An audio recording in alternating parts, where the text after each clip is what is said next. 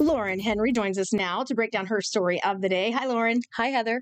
Okay, so this has to do with yet another inmate death at the Oklahoma County Jail.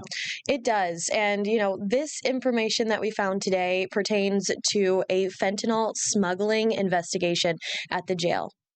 Let's take a look, and then on the backside, we'll have questions. The investigation into the third death of an inmate at the Oklahoma County Jail continues. So far, the cause of death for Dancing Feathers White Crow hasn't been officially released. But court documents filed on Monday reveal an investigation into inmate Taya Pixley for allegedly smuggling fentanyl into the jail. In a search warrant, investigators say Pixley hid a glass pipe inside her body, but it was later found. However, when the camera footage was reviewed, it appears Pixley places something into her mouth. The documents add that witnesses admitted to investigators that Pixley smuggled fentanyl into the jail. Investigators say Pixley used the fentanyl to get high while incarcerated, sharing with 2 other inmates. The warrant says this resulted in the death of one of the inmates on July 7th. That's the same day jail officials reported White Crow was found unresponsive in her cell, then transported to a hospital before she was pronounced dead. So far, jail officials are not confirming the link between the fentanyl case and White Crow's death, only saying the investigation into White Crow's death is ongoing. And Lauren joins us now for some questions. So, Lauren, when you go to the airport and you walk through security, of course, they check you out to make sure that you don't have anything under your clothing. Have they ever considered, or is anything like that done when inmates are taken into the jail? You'd think that if it were, that they could eliminate a lot of the things being brought inside.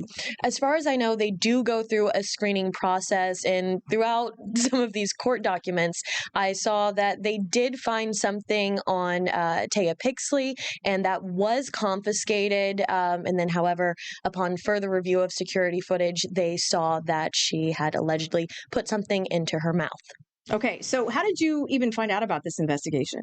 That's a great question, Heather. So essentially, I had gone to the courthouse and I was just looking through some of the recent filings. And there's a lot. I don't know if anyone's ever been there that might be watching this, but there's quite a bit. And in this particular court document, something stood out to me, and that was the date of the inmate death that was listed. Which court documents are you talking about here?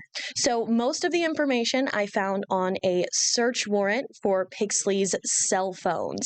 And that really went into detail into the contraband that was allegedly found on Pixley, the camera footage where they had allegedly seen her put something into her mouth, and then the witnesses telling investigators that she had allegedly smuggled fentanyl into the jail and used it to become intoxicated while incarcerated, as well as with 2 other inmates that then resulted in the death of one inmate. So when authorities do a search warrant on your phone, then they're allowed to look at everything, text messages, even your social media accounts, all going through all of those things, photos, emails. And that is how the mass shooting at Arcadia Lake, that's how that officers were able to make more arrests, by confiscating their phones with search warrants. So after this now, have there been any additional charges? Well, as of right now, there are no additional charges in connection to this investigation against Pixley. She's just looking at charges right now for larceny and possession of contraband. All right, we'll see where this goes. Lauren Henry, we appreciate you. Thank you. Thank you. Up next is your weather discussion with meteorologist Tim Boyd, plus your weather video of the day. Next.